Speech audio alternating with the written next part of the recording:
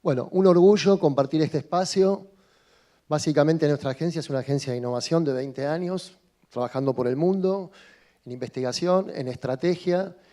Lo que quiero compartirles es básicamente lo que hemos aprendido sobre Generación Z a partir de un estudio de base que hicimos recientemente haciendo campo en diversos países del mundo. Empiezo con un video que sumariza algunos disparadores sobre los que vamos a profundizar después. Allá vamos. So something that I think is misunderstood in my generation today is that teenagers take things for granted and we're now uneducated and we have like a crazy language that we speak.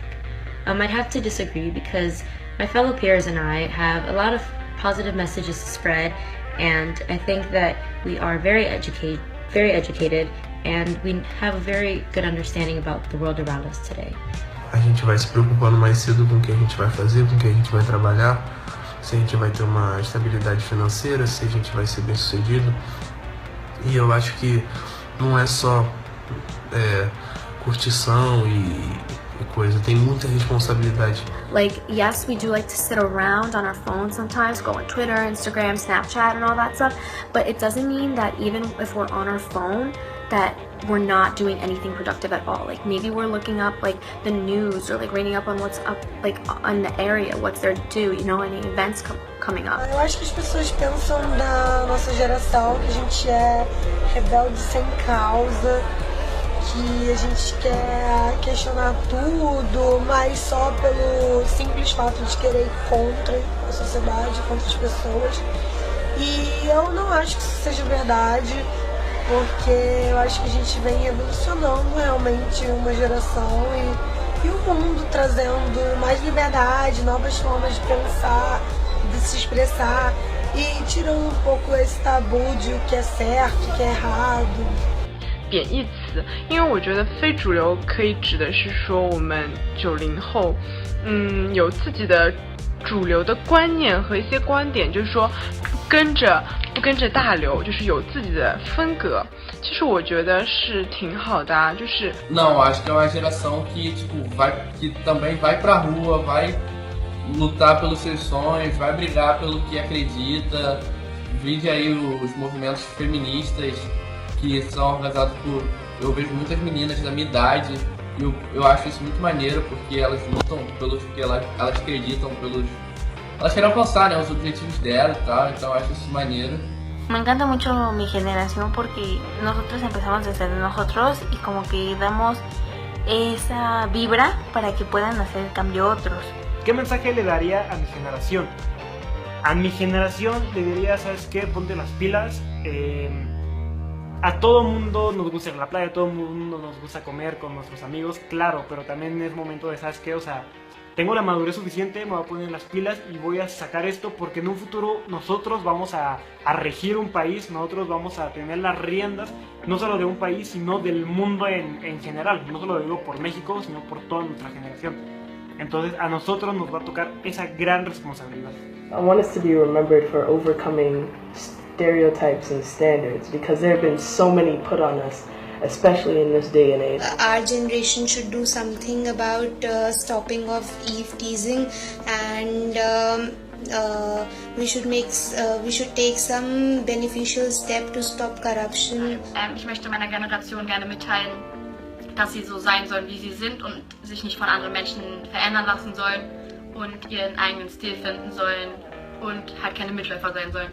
There's a lot of messages I think I could send with this, but I think the most important is that you're never too young to make a difference. And it's the saddest thing when all these people who are my age or so on have high aspirations for the difference they want to make in their environment, and they feel like they can't do it. They feel like there's something holding them back. But I just don't believe that's the case, and I believe under any circumstances, socioeconomically, as far as status-wise, financially, age-wise, you're never too young to make a difference in this world. Muy bien, ¿está bien? Primeros disparadores. Voy a tratar de ir básicamente tratando de leer la época a través de cómo vamos leyendo lo que la generación Z nos trae. Nunca se es demasiado joven para cambiar el mundo. Rescato como sumarización del video. Y es triste sentir que no vamos a poder o que no se puede, ¿no? Casi que es un improbable sentir que no se puede, porque lo que concierne al poder como potencia es un rasgo estructural de esta generación. Avanzo, básicamente, me gustaría transmitirles que si uno quiere saber más o menos para dónde va una generación, está bueno ver por dónde andaban las expectativas de los padres. La generación Z, a diferencia de los millennials, que son hijos de los baby boomers, son hijos de la generación X. Y esto tiene implicancias, ¿no? De padres hedonistas hemos tenido hijos alivianados y de padres exigidos y exigentes tenemos hijos hiperrealistas que viven en estado de alerta, y ese es un primer rasgo para caracterizar a los centennials. Está bien, acá un par de verbatins me parecen muy elocuentes para hacer la distinción. En el caso de un papá millennial, básicamente hedonista, va a estar tratando de propiciar todas las condiciones para que su hijo realice esa felicidad aspiracional que organiza el sentido de la vida. En el caso de un padre X, se sabe de un mundo con dificultades, con crisis recurrentes, en proceso de transformación permanente, por lo cual va a estar muy seteado en generar esas condiciones que le permitan performar a sus hijos. Y acá hay una diferencia estructural para caracterizar distinciones entre millennials y centennials. Dicho esto, tanto millennials como centennials, uno podría decir hasta la generación X, estuvimos en una sociedad estructurada bajo el paradigma del sentido del deber. Uno cuando ve un patrón, un modelo social, va a encontrar cuáles son las condiciones de posibilidad que habilita y cuáles son los síntomas que produce. La sociedad del deber básicamente tiene que ver con el paradigma perfeccionista, tiene que ver con la lógica de la producción en serie, la producción de máquina, el hombre-máquina, y tiene síntomas vinculados obviamente a la censura, a la neurosis, y esto es básicamente lo que fue caracterizando a las generaciones hasta, podríamos decir, la generación X. Por supuesto que los cortes no son exactos, sino que son procesos sociales que se dirimen en el tiempo. Y estamos en una era que los sociólogos contemporáneos caracterizan como la sociedad del poder. El poder en el sentido del verbo, el poder como potencia. Recomiendo leer en este sentido a Byung-Chul Han, que tematiza cuáles son las condiciones de posibilidad de la sociedad del poder y cuáles son las limitaciones. Concierne a la sociedad del poder máximo nivel de libertad, autoaprendizaje, capacidad de autogestión, capacidad de emprendedurismo, empowerment, son todas dimensiones de esta época. Los síntomas, las psicopatologías de esta época tienen que ver con un permanente estado de ansiedad, tienen que ver con una tendencia a la desilusión y tienen que ver con un sentido actual de frustración. Ahí están los rasgos propiciatorios como las limitaciones que produce cada contexto. Muy bien, el gran acelerador de este tiempo obviamente es la tecnología, sobre todo las tecnologías disruptivas. Por primera vez gozamos de unas tecnologías que generan visiones, por un lado, fantásticas respecto de lo auspicioso que puede ser el futuro, y por otro lado, agoreras, ¿no? Existe un cine que es el cine distópico que da cuenta de la amenaza potencial del final del mundo, un mundo destruido con mutantes, etc. Y estos son como los grandes fantasmas y también las grandes aspiraciones que genera esta época. Para pensar, esta tecnología permite más o menos duplicar su potencia en ciclos de 18 meses. Esto quiere decir lo siguiente. Si uno ve, por ejemplo, la velocidad con la que vuela un avión, a lo largo de las últimas décadas no ha crecido sino marginalmente, sino incrementalmente. Si un avión que en los años 50 volaba a la velocidad que volaba, hoy hubiese crecido a lo largo de las décadas exponencialmente, podría llegar a otros planetas, podría viajar a otras galaxias. Ese es el nivel de impacto que tienen las tecnologías disruptivas. Y en este contexto, que radicaliza la performance como un valor moral, se desarrollan los centennials. ¿Está bien? Todos entendemos que lo que es del orden de la performance está bien y todos tendemos a tener cierto sentido de sospecha sobre lo que no performa. Este es el espíritu de este tiempo. Dicho esto, básicamente se traducen ambiciones y por acá algunas de las ambiciones que nos parecen naturales en este tiempo, duplicar los negocios, ¿no? Cultivar carne, vivir eternamente, etc. Estas ambiciones, obviamente, muchas ya van dando indicios de realización y tienen que ver con las coordenadas de este tiempo y se traducen básicamente en un correlato cultural que me parece que este comercial de Samsung lo interpreta muy bien. Uy, perdón, lo vamos a ver. Hubo un tiempo en que goberné el mundo, un tiempo en el que nadie se atrevía a enfrentarme. De solo sentirme, se escondían aterrorizados. Pero yo los encontraba, hasta que algo pasó. Un día dejaron de escucharme y empezaron a animarse a todo. Les digo, no hagan eso. Y lo hacen. ¿Qué se creen, carajo? Y cada vez son más. Se preparan solo para vencerme, para humillarme, para que ya no exista más.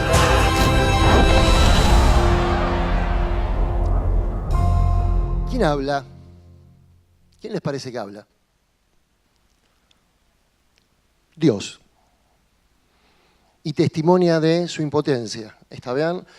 Si Dios cede su lugar, ¿quiénes van a ese lugar? Nosotros, especialmente los centenias que encarnan el espíritu de este tiempo. Cada uno encierra un Dios en sí mismo como potencial y hacia su realización se conducen. Este es el gran factor estructural que marca la época y que marca la generación. Y la tecnología hace posible creer que esos sueños, esas ambiciones omnipotentes, como por ejemplo la eternidad, son del orden de la probabilidad. ¿Está bien? Este es un signo de estos tiempos. Avanzo un poquitito y acá hay algunos claims de esta época, ¿los reconocen? Estamos inundados de este tipo de claims que dan cuenta justamente de la sociedad del poder, de la promesa aspiracional de performar. Entonces, uno podría decir que el capitalismo de este tiempo modeliza un tipo de psicología, un tipo de subjetividad que tiene que ver con estos atributos. El que más o menos dé cuenta de estos atributos andará relativamente saludable, vital, será atractivo, será empleable. Y el que no estará en un ciclo más vinculado a lo que concierne a perder vigencia, a perimir, a no ser atractivo, etc. ¿Está bien el punto? Avanzo entonces. Nos dice Bauman, siempre es una referencia ineludible para entender los tiempos, que la manera de constituir una subjetividad en este tiempo hay que realizarla una y otra vez. Ese es el trabajo de este tiempo. Los centennials lo entienden a la perfección, por eso la agilidad es su modalidad, no solamente de producir, sino que también es la modalidad con la que se van construyendo a sí mismos. Las metodologías ágiles trabajan con ciclos cortos. Uno podría decir que una manera de entender la identidad centennial, no millennial, es entender lo que es un sprint. Un sprint básicamente es un ciclo en donde uno tiene un objetivo, performa, desarrolla, para volver a cerrar, volver a iterar, volver a aprender y volver a reconfigurarse. Con esta lógica van construyendo sus intereses, sus identidades, y es desde aquí donde hay posibilidades de conectar de manera relevante o no.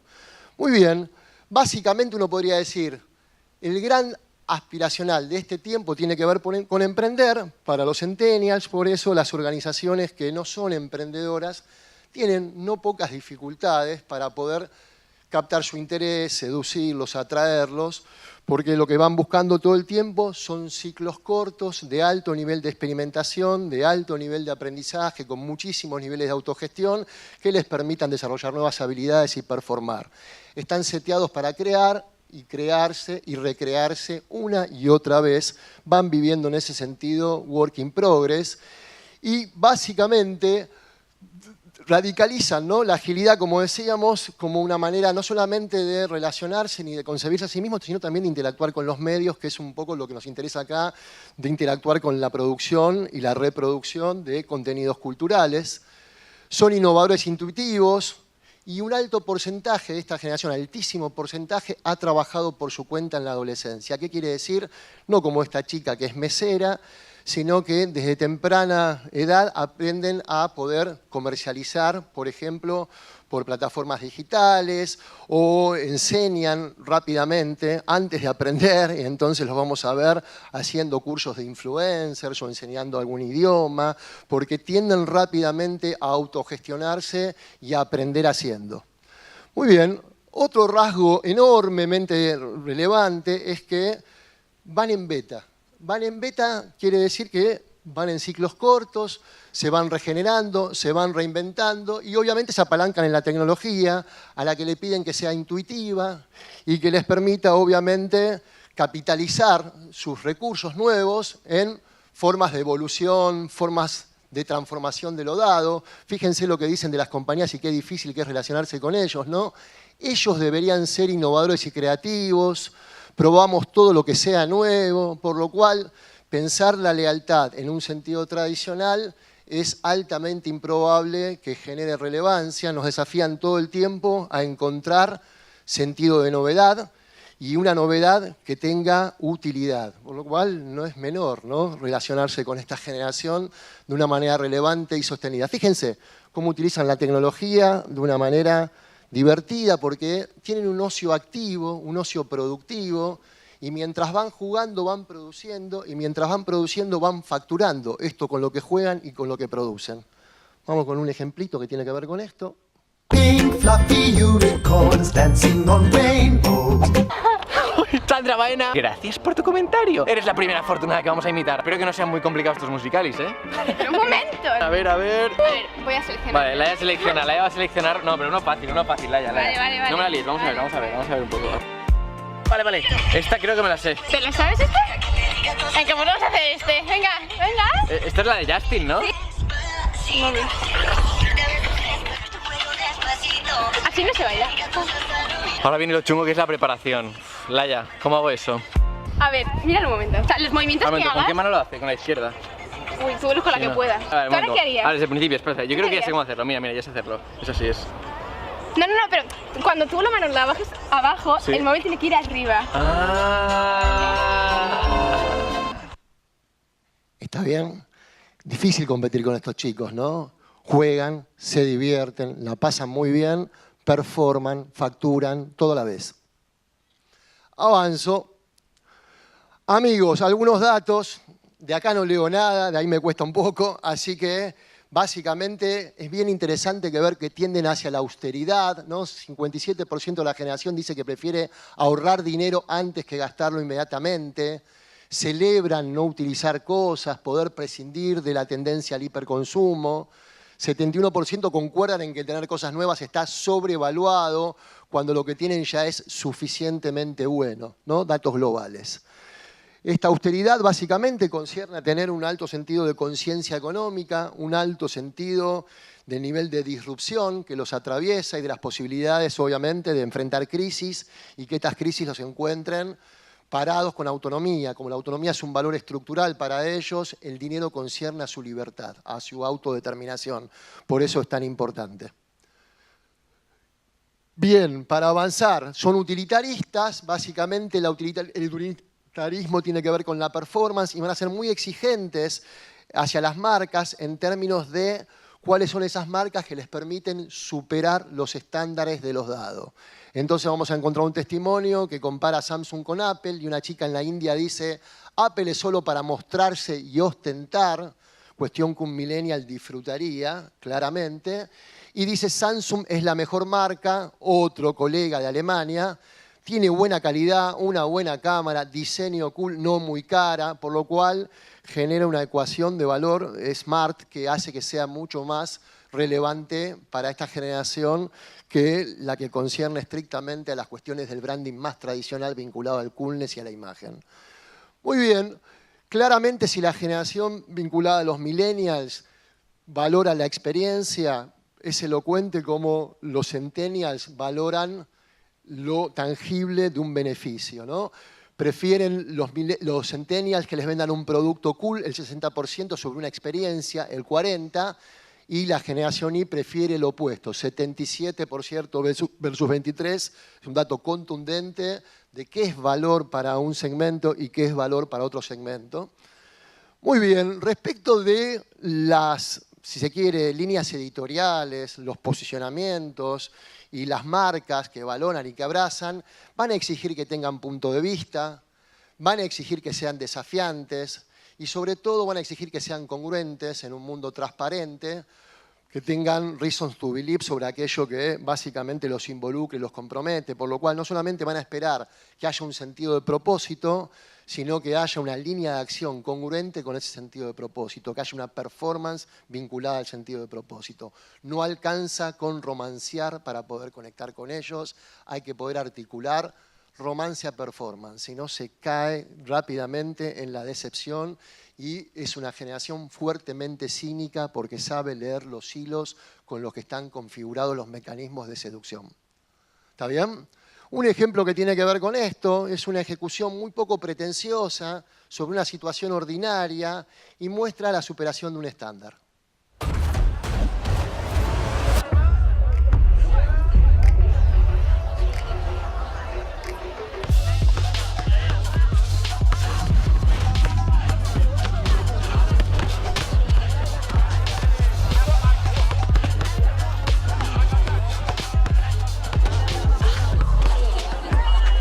I see it, if I could cut through traffic here, I can cut through it anywhere.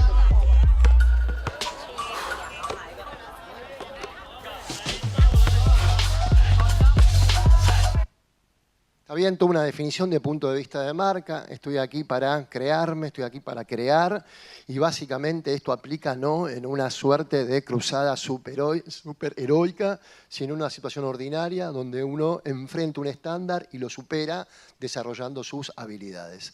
Bien, viven en un mundo transparente, ya han visto obviamente todo lo que hay que ver, han visto Mad Men, House of Cards, etc. Claramente practican el clicktivismo digital y en ese sentido se sienten capaces de impactar en la escena del mundo y sienten ese empowerment para convertirse en quienes monitorean el sistema social, quienes impactan en el sistema social a través, obviamente, de la potencia que le dan las redes y su dominio de la tecnología.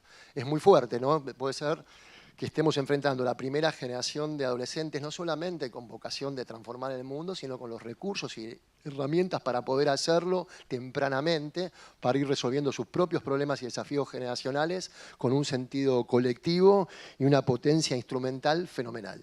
Bien, son hiperconscientes todo el tiempo, enfrentan una escena del mundo absolutamente atravesada por la contingencia, por la disrupción, y en ese sentido se conciben disruptores activos, por lo cual saben no solamente que pueden cambiar las reglas, sino que tienen los recursos para poder hacerlo.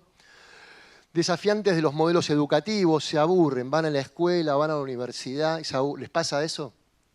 Se cansan, se aburren, porque todo lo que concierne a la transmisión de conocimientos en su experiencia atrasa. No solamente en cuanto a los contenidos, sino en cuanto a las metodologías de transmisión. Por eso son sobre todo autodidactas. Experimentan, aprenden haciendo, aprenden enseñando y básicamente se van retroalimentando mutuamente a partir de sus experiencias.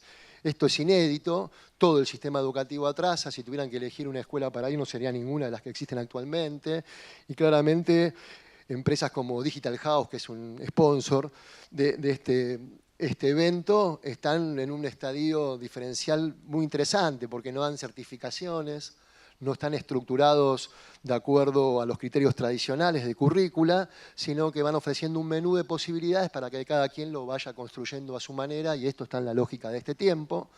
Una enorme oportunidad en relación a esta industria. Bien.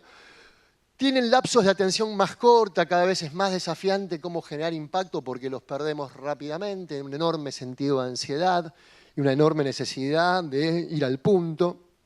Si no, hay una pérdida, obviamente, de posibilidades de performar.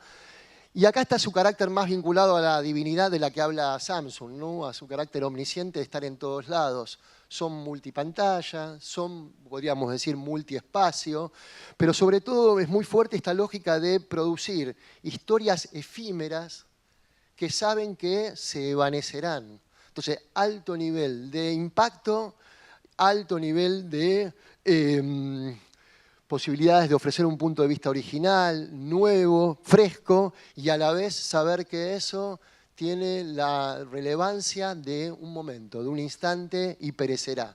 En ese sentido, alto desafío competitivo para los productores de contenidos porque cada uno de ellos es un editorialista, sabe construir formatos, sabe editar, conocen las reglas del storytelling y tienen un alto sentido de estetización, pero aparte cambian los patrones estéticos por patrones estéticos hiperrealistas, podríamos decir, que conciernen básicamente a poder reflejar lo que se ofrece de una manera transparente. Por eso sus producciones son para ellos mucho más creíbles que las producciones donde se ve la puesta en escena.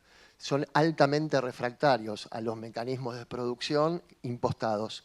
En ese sentido, me parece muy elocuente lo que dicen estos chicos que juegan con esto y justo se hacen una pregunta interesante para nosotros y provocativa. ¿Cuándo dejamos de ver televisión? No es que esta generación no vea televisión, esto no tiene ningún valor estadístico, pero sí es interesante el imaginario que convocan. Convocan el imaginario que dejaron de verla y podemos pensar por qué juntos producen piezas como estas.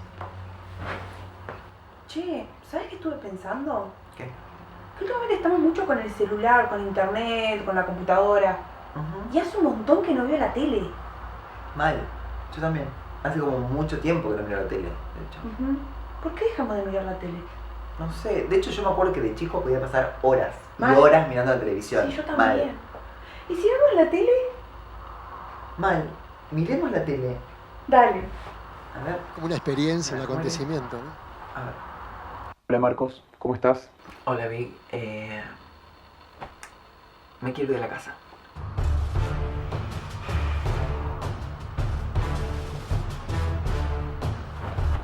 La verdad, tu guiso es una mierda. Tiene gusto a culo y eres una puta. Una mujer asesina a su marido de 284 puñaladas en la espalda. Chicos, ¿qué pasa que nadie llama? Me pongo triste, voy a hacer pucherito. Basta, Esteban, basta. Béseme, María Clara, béseme. No debo, Esteban, usted es mi jardinero y yo tengo esposo y una empresa y mucho dinero, no corresponde. Béseme, carajo. Bueno, ya me acordé, porque dejamos de ver la tele. Sí. This is our roots and we can't stop. Es muy insightful, esta pieza se las recomiendo, es muy larga, es desopilante. Hay cuestiones del dispositivo, ¿no? La libertad que restringe, la autonomía que restringe, pero también hay cuestiones vinculadas a la relevancia que conciernen a cómo se editorializa, ¿está bien? Entonces están cuestionando estructuralmente el dispositivo, tanto por sus características duras como por sus características blandas. Ahí tenemos un gran desafío, ¿no? Todos los que producimos contenidos o estamos en esta industria. Finalmente, ¿cuáles son los géneros? Hay multiplicidad de piezas que tienen que ver con estos géneros, una más desopilante que la otra.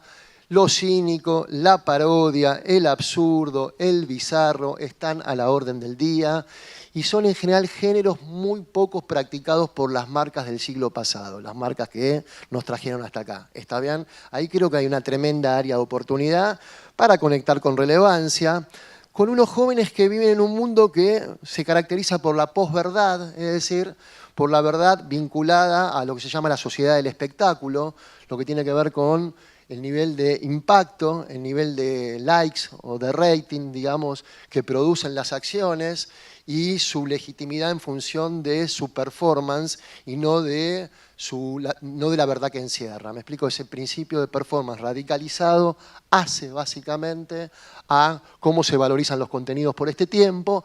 Por eso los chicos procesan esto con este sentido de lo bizarro y de lo absurdo y claramente celebran las paradojas que obviamente las actúan, producen contenidos y facturan con ellas. Para cerrar entonces, les quiero proponer, me parece que es una síntesis de todo lo que les planteaste aquí, que es un chico que da cuenta de la sociedad, del poder en su máxima expresión. Fíjense cómo da cuenta de su capacidad de autoaprendizaje, autogestión y realización. Hoy le vengo a enseñar cómo hacer una spinner. Yo cuando iba a la escuela veía que mis compañeros tenían esto, que se llama spinner, y yo como cuando averigué el precio era como que estaba muy caro. Y yo había visto en algunos videos de YouTube que te enseñaban a hacer con tapitas o con otros materiales, pero como quedaba feo. Y se me dio la idea, como yo hago otras manualidades con porcelana fría, se me dio la idea de hacerlo con porcelana fría. Yo saqué una impresión de un spinner de los originales, le saqué una impresión con el tamaño y de ahí agarré la masa y según a la forma le empecé a dar la forma al spinner con la forma de la copia. Y después para ponerle este rodamiento que gira, le saqué a mi patineto, se lo pueden comprar en cualquier ferretería o así, salen 20 pesos y para darle estos adornitos, yo tenía rulemanes rotos de mi patinete y le puse a esto. Si no, le pueden poner cualquier cosa, una piedrita, yo qué sé, esa gema. Y después lo dejé secar, la porcelana tarda en secar, póngale 1 día, 2 días. Pero después el resultado es muy bueno. Chao, muchas gracias. Chao, muchas gracias.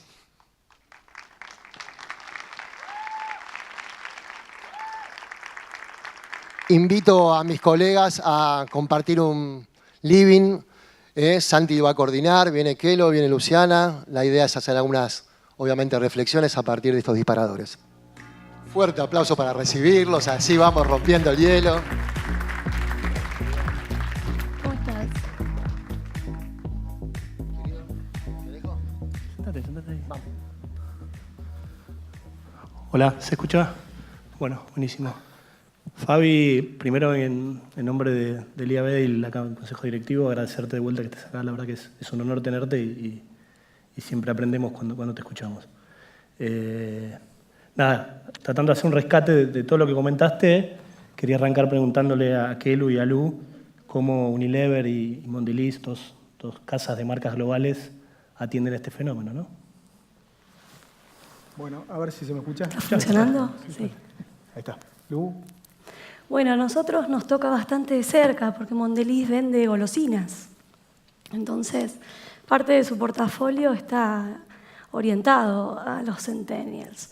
Tenemos otra parte más adulta, donde están los millennials, que también compran pañales hoy, porque digo, hay que recordar que hoy son estos chicos de los que acaba de hablar Fabián, quienes están entrando a la fuerza laboral, porque tienen entre 15 y 25 años, están empezando a tomar sus primeras decisiones independientes dentro de la familia y tienen una lógica narrativa completamente diferente.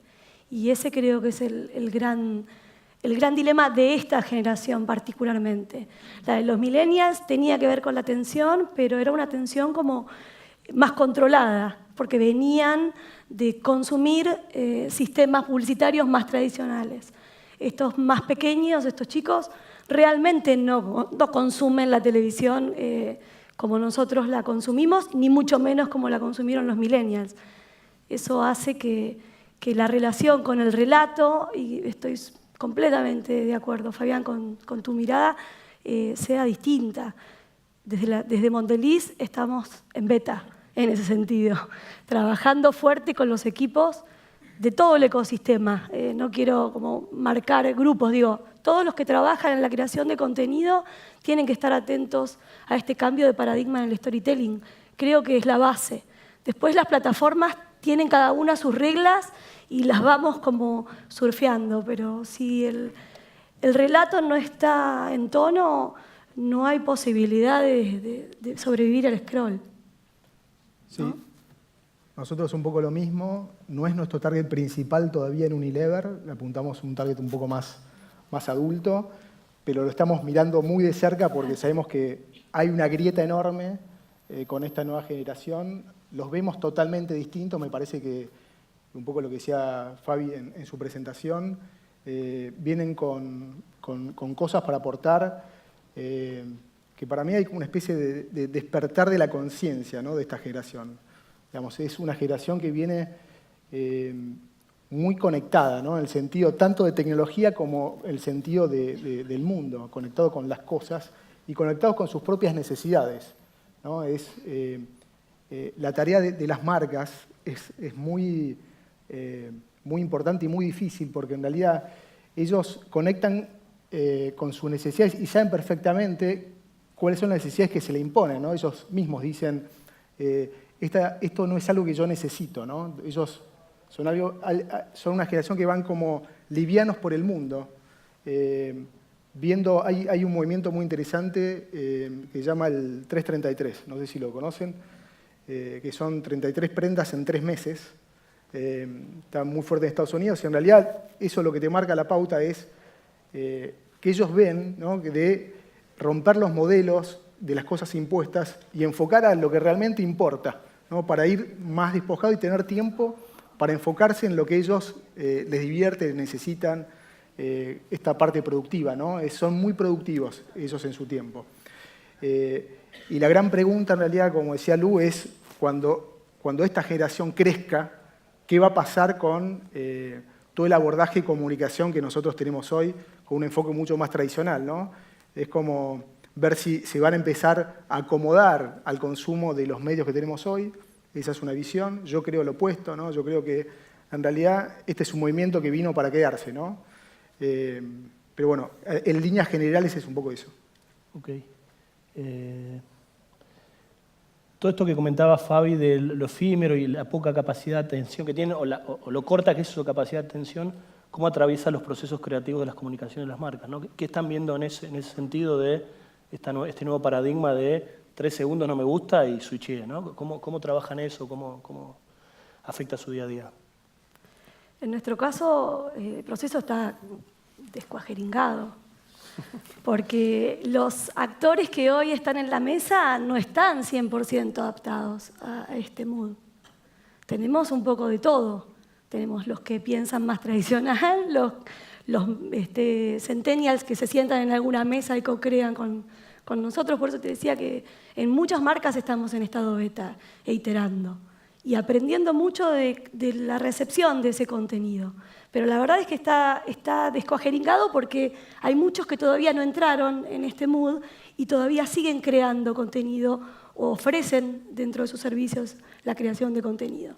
Y en ese sentido hay que despejar. Los que entienden se suben rápido y los que no van quedando atrás. Y nos incluye, ¿eh? A nosotros nos pasa lo mismo. O tomamos lo nuevo y nos ponemos las zapatillas y empezamos a correr, porque no participamos en esta generación, no la vivimos, y empezamos a buscar gente que sí la transpire, que sí la comprenda, para que nos ayude a que nuestras marcas se acerquen en este segmento sin perder al que ya tenían, porque no nos olvidemos que nosotros por lo menos trabajamos en empresas que producen millones de unidades de lo que se vende. Esto no es tailor-made.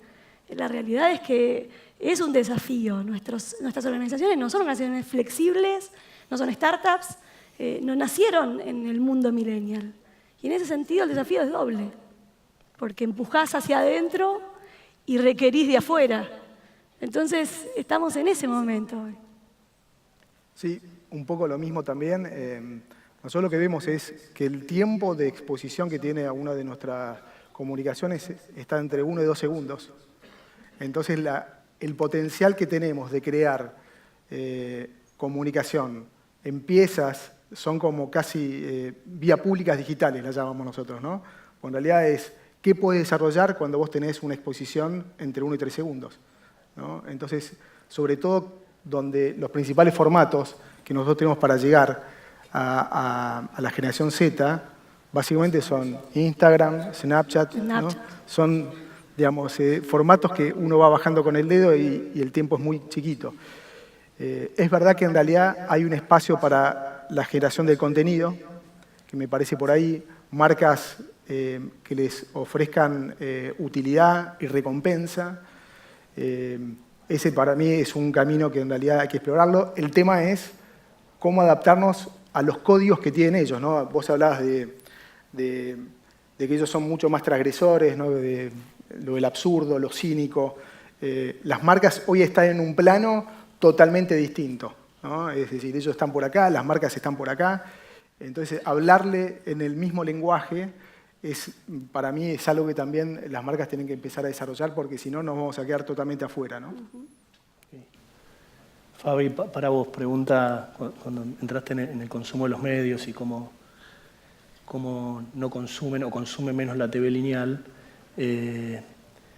yo creo que lo que se murió es el televidente o la audiencia pasiva, ¿no? Eso no vuelve.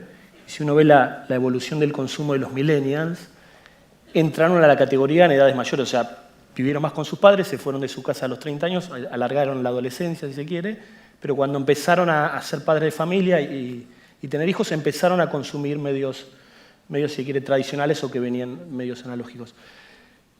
¿Qué tendrían que hacer los medios que hoy son relevantes en un futuro cercano para capturar la atención de esta audiencia cuando empiecen a tener roles más de consumo de bienes o de roles activos en términos de ser padres de familia o liderar una familia? ¿Qué tenemos que hacer? ¿Qué tiene que hacer la media para no perder relevancia? ¿O qué imaginas? Es difícil la pregunta porque es predictiva, digamos, ¿no? Y no tengo algoritmos para poder dar cuenta de esa predicción, pero sí tengo indicios, ¿no? Los cualitativos trabajamos con indicios y conjeturas. Me parece que un tema no menor es el empowerment, ¿no? La manera que tienen de relacionarse con los dispositivos, con los medios, con las pantallas, es una manera activa. Me parece que encontrar formas de empoderamiento hace a la relevancia en la relación con no solamente lo que mal llamábamos consumo de medios, yo pensaría en interacción con los medios, ¿no? Me parece que pensar en el sentido de consumo de medios es un paradigma que perimió, me parece que un medio hoy es un medio vivo, me encantó el concepto de descuajeringación, me parece que todos estamos por la vida un poco más descuajeringados y me parece que vamos aprendiendo en velocidad. Otra dimensión que me parece relevante es, creo que hoy está en mejores condiciones de enfrentar la época el que tiene capacidad de hacer duelo rápido de lo que lo trajo hasta acá y tiene la liviandad de aprender en velocidad. Me parece que los medios, como todas las industrias, tenemos mucho para ir aprendiendo, para ir probando, para ir experimentando. Seguro que en lo que concierne a generar relevancia para esta generación, la utilidad y el empowerment vinculados a la performance van a ser claves de valor. Buenísimo. Creo que estamos en tiempo. ¿Alguna reflexión final, Kelo? ¿No? A mí me gustaría preguntarle a Fabián, nosotros en Mondeliz estamos cuestionándonos mucho el loyalty, ¿no? Esto por lo que trabajamos durante muchos años en las marcas con respecto a la gente. ¿Vos creés que son leales hoy, en este momento en el que están de su vida, no cuando tengan 5 o 10 años más? ¿Son leales a algo en particular, a diferencia de los millennials? Digamos, esa lealtad en algún lado tiene que estar, ¿no?, depositada, o ese poco que les quede, ¿tienen? Mirá, yo lo que voy viendo es que se va reconfigurando el sentido de lealtad. Si uno piensa la lealtad vinculada a la sociedad del poder, es distinto de pensar la sociedad del deber. En la sociedad del deber, la lealtad es hacia los mandatos. Esos mandatos, básicamente, repagan en estatus. Yo me sujeto a los mandatos en el marco de ciertas convenciones y ciertas tradiciones y como consecuencia de eso gozo de los beneficios del estatus, del prestigio y la seguridad que eso conlleva. En un marco de la sociedad del poder, la lealtad es hacia lo que performa, por lo cual el desafío de todo aquel que quiera construir un vínculo más que una conexión sostenible es ir actualizando la posibilidad de poner en valor de performance la relación, porque lo que no performe va a tener a perimir. A mí me llaman la atención las empresas que todavía dicen, de una manera, entiendo que patética, cómo retenemos al talento. ¿Alguien de nosotros cree que puede ser efectivo reteniendo al talento? Más si piensa un talento vinculado a las coordenadas con las que se socializa esta generación. La única posibilidad de sostener un vínculo y poder renovarlo en sprints cortos es que sea eterno mientras dure, como decía Vinicius de Moraes. Esa eternidad requiere reinventarse una y otra vez, esta que entiendo que es la forma con la que los jóvenes contemporáneos entienden la lealtad. Buenísimo. Bueno, muchísimas gracias. Gracias.